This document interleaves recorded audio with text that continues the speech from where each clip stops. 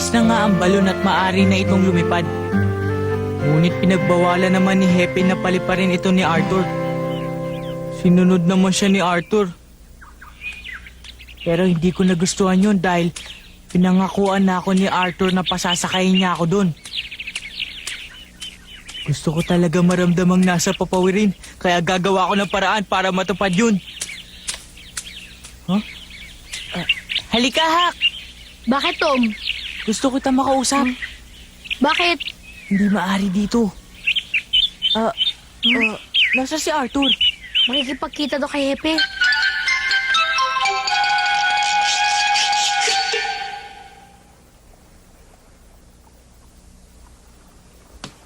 Ang palagay ko po, ngayon na po darating ang mga sundalo. Ngayong gabi po, Hepe. Ano naman ang gagawin doon sa balon? Sasakay ba yun sa karwahe? Hindi maaaring isa kayong sa karwahe sa ganong itsura. Kailangan pakawalan ko ang hangin nun at nang maitupi. Di mabuti pa gawin mo na ngayon yun. Madali lang naman pakawalan ng hangin nun, Hepe. Gusto ko lang maipakita kay Dr. Masterson na siya nagdisenyo noon na maliit lang ang naging sira. Ngunit lumipad ng matagal. Yun ang gusto kong malaman niya. Maaari pa bang lumipad muli yun? Oo, Hepe. Gusto mo bang ipakita ko sa inyo kung paano lulutang ulit? Hindi. Wag na. Katulad ng sinabi ko sa iyo noon, ang mga tao rito ay medyo mapamahiin. Kaya mabuti pa siguro wag mo na lamang paliparin yun. Dahil para sa kanila ay kasalanan ang bagay na yun. Ikaw ang bahala, Hepe. Siya nga pala, kumusta na yung sugat mo? Papapalitan ko po ng benda ngayon kay Dr. Mitchell.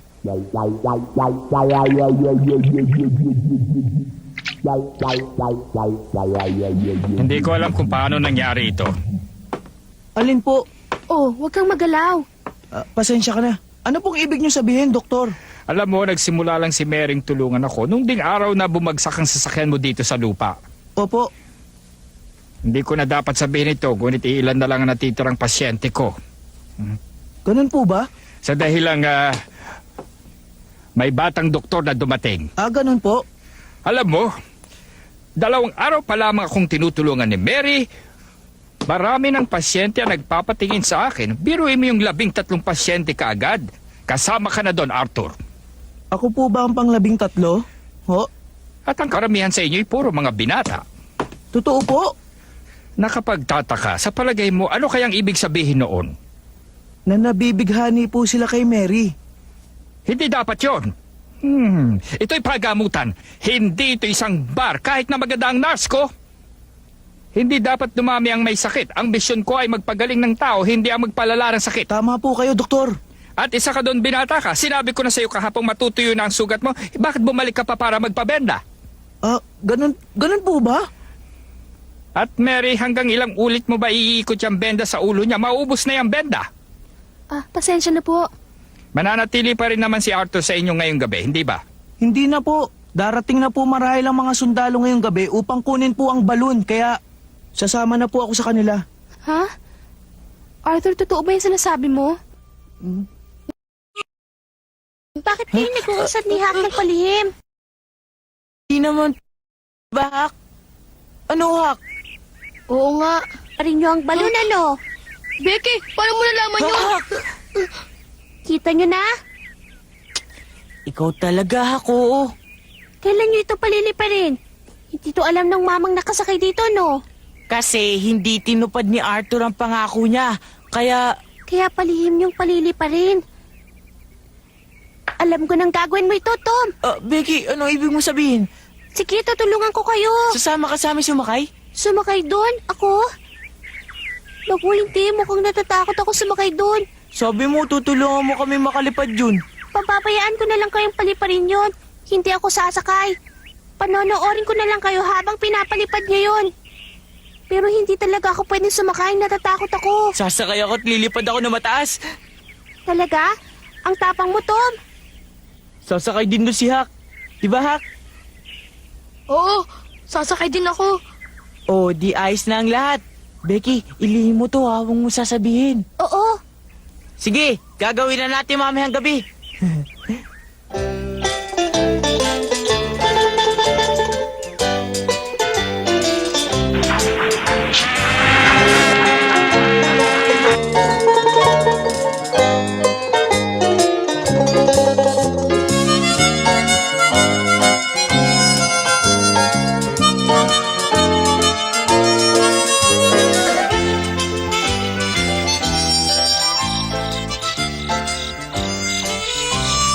Kinausap ko si Hak pagkatapos nun.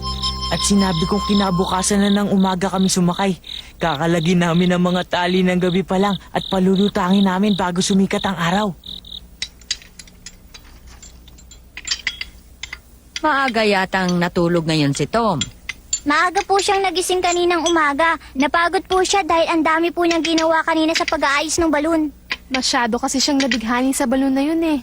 Gusto niyang matutunan ng lahat ukol sa balon. Mabuti naman yun. Ha? Ang ganda ng buwan. Kay liwanag ng sikat. Oo nga, maganda nga. Mamamasyal lang ako sandali. Gusto kong maglakad-lakad sa liwanag ng buwan, Mary. Gusto ko rin. Kung gano'n, halika na. Sige. Inay, maglalakad lamang po kami sandali ni Arthur sa labas. Sige. Pwede bang sumama ako sa inyo, Mary? Ha? Ikaw, Sid? Maaari pa po ako lumabas dahil maaga pa po, di po ba? Hindi. Bakit po? Basta hindi. Gusto ko pong maglakad din eh. Kung talagang gusto mo, bukas ka na lang maglakad. Bukas po? Oo, bukas na lang, Sid. O halika na, Arthur. Sige.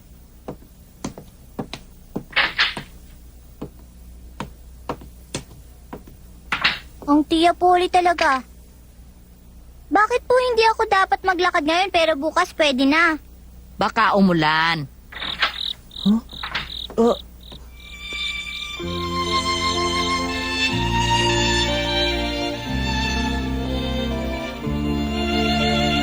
sa tingin ko, bagay silang dalawa.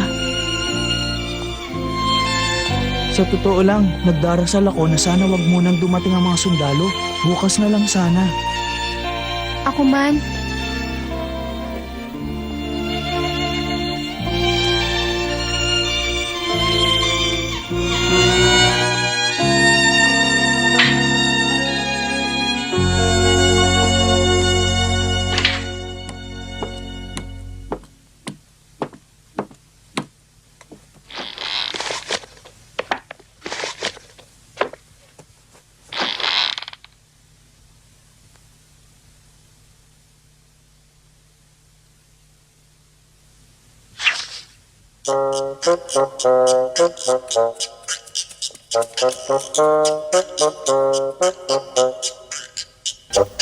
Tom! Tom! Bakit kaya wala pa siya?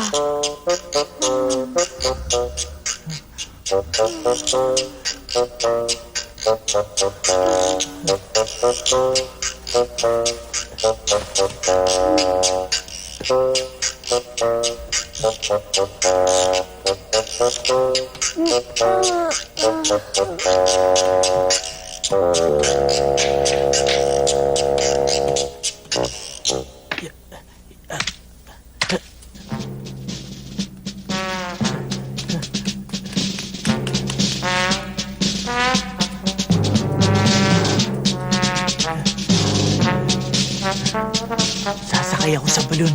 Lilipad ako sa papawirin. Ang sarap sigurong lumipad sa papawirin.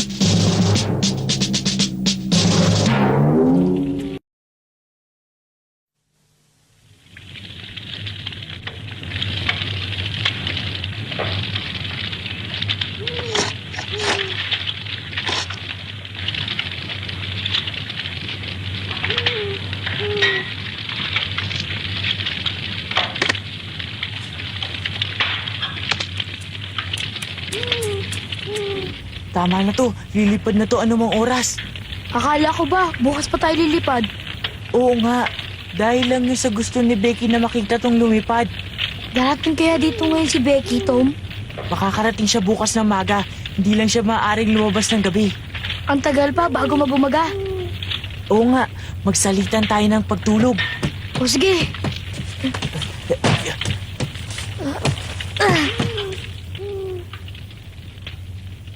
Sino mo unang matulog? Ikaw na mauna. Hindi ako aantukin habang iniisip kong paglipad natin bukas, Tom. Ako rin, di ko alam kung makakatulog ako nito.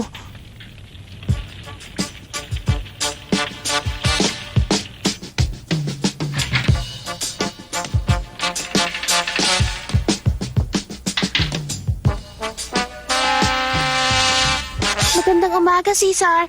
Mamamasyal ako ngayon sa Cardiff Hill.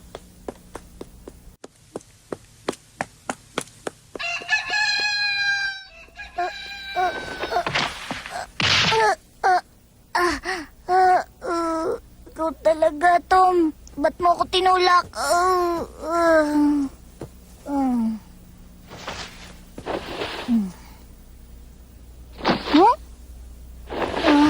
Nasaan siya? Umalis siguro siya kagabi. Saan kaya siya nagpunta? Huh? Huh? Arthur! Arthur, gumising ka! Mary, hindi pa siguro ngayon. Pasensya ka na. Ha? Arthur, gising! Huwag ka na managinip! Ha? Wala dito si Tom! Si Tom! Nawawala! Ano? Bakit? Umalis yata kagabi. Kagabi? Dahil hanggang ngayon wala pa rin siya at hindi pa bumabalik. Ang ibig sabihin, nagpunta siya dun sa balon. Ha? Sa balon ba mo? Ha? Yun din ang iniisip mo, no? Pumunta siya dun sa balon para paliparin yung mag-isa. Magagawa ba yun ni Tom, Sid? Hindi mo pa siya kilalang mabuti. Basta ginusto niya, gagawin niya talaga. Ganun siya. Ngunit, para paliparin niya yung mag-isa, hindi niya magagawa yun. Hindi pa pwede yun.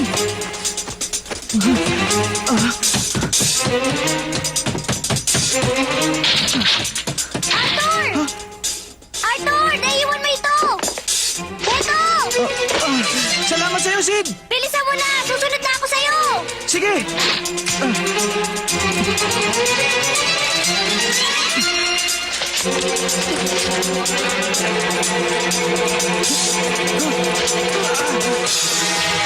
Ano ha? Pagbilang ko ng 3, sabay natin bibitawan. Sige! Handa na ako!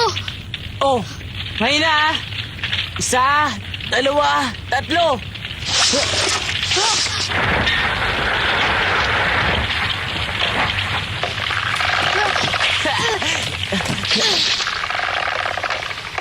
Hak, ang lakas ano. Ay, kaya to, Tom. Baka bumangga tayo sa araw. Baka masunog tayong dalawa. Huwag ka mag-alala, Hak. Tom, tiyak mo bang makakabalik kayo uli? Baka mapunta kayo sa malayong lugar niyan. Huwag ka mag-alala, Becky. Ngayon, hilahin mo na ang lubid. Sige na. Ito ba? Oo, madali mo lang may hilay ang lubid na yan. Hak, dali. Kalagin na natin ang mga tali. Dali na. O sige!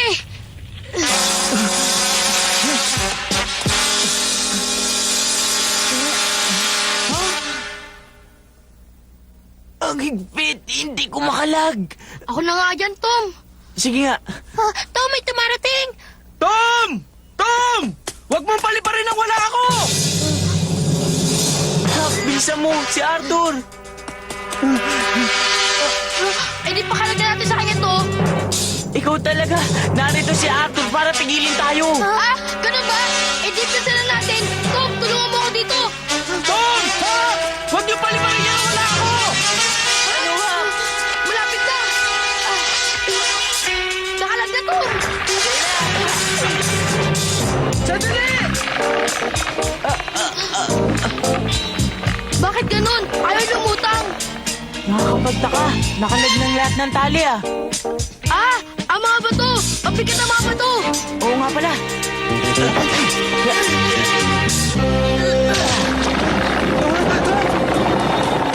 Sandali lang! Mag-ingat kayo. Arthur!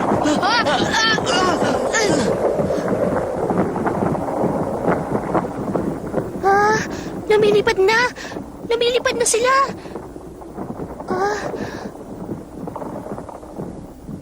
Ang galing!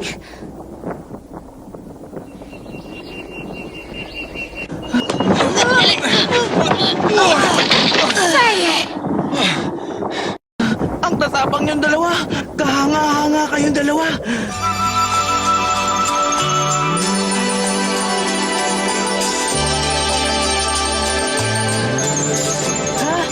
Hak, tingnan mo. Nakikita ang Mississippi. Ah, ang ganda. Halos kita lahat ng paligid.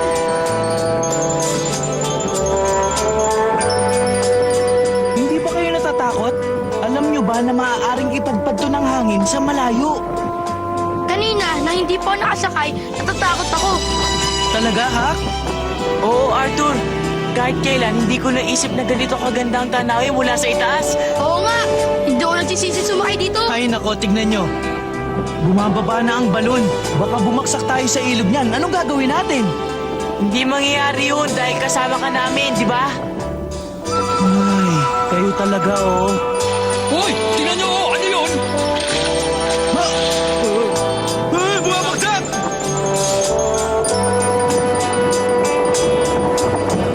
Ay, nako!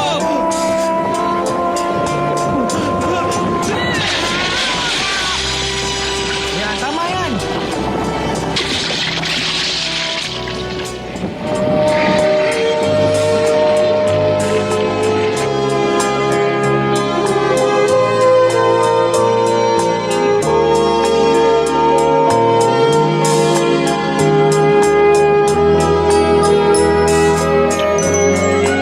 Tiyan!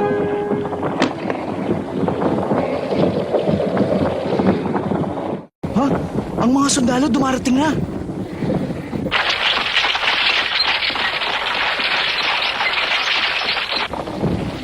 Anong gagawin mo? Bababa tayo ng malapit sa kanila? Pag-iisipan ko muna yan. Ay hindi, bumalik na muna tayo ron.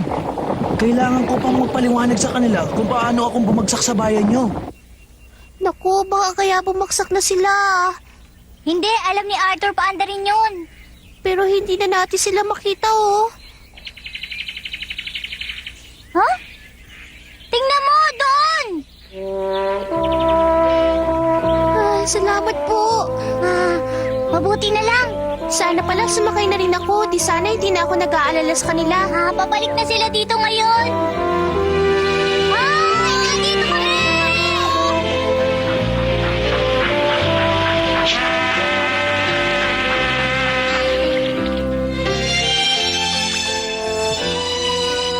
Hindi ko talaga maubos maisip Ang alin, Hepe? kung paano mo nalaman ang mga sundalo'y manggagaling sa panig ng Illinois, samantalang hindi naman nakikita rito ang kabilang panig ng ilog. Hindi ka maagang gumising, ano, Hepe? Hindi nga eh. Kung ganun, wala kang nakita. Ano nakita? Wala, Hepe. Oh, narito na sila.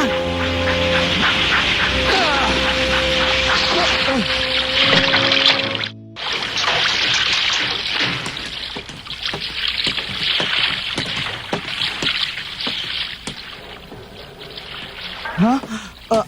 Master! Maraming salamat sa tulong mo, Pat. Walang naman, Hepe. Nasisiguro mo ba na ang balon na yun ay pag-aari ng Army Arms Laboratory? Oo, Hepe. Natitiyak ko nga. Siya nga pala. Yun nga pala si Colonel Band. At ang taong kausap ni Ginong O'Connor ay si Dr. Masterson. Ngayon, Dr. Masterson, ipakikita ko sa inyo ang lugar na pinagbaksakan ko. O sige, saan ba? Dito ho.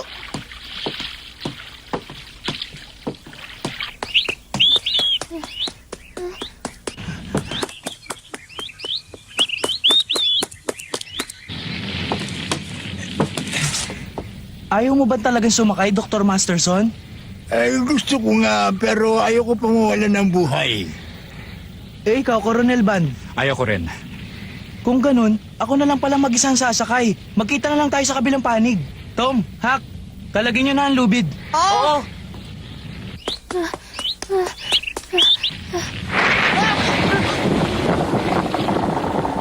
Paalam sa inyong lahat! Paalam! Tom, Hak! Paalam na sa'yo, Arthur!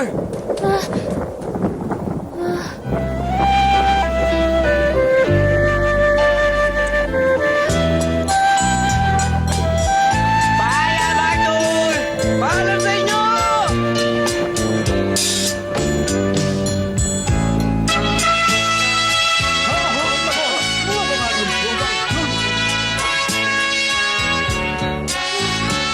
Arthur, Paalam sa'yo, Mary. paalam din sa'yo, Arthur. Huwag mong kalilimutan babalik ako para makita ka.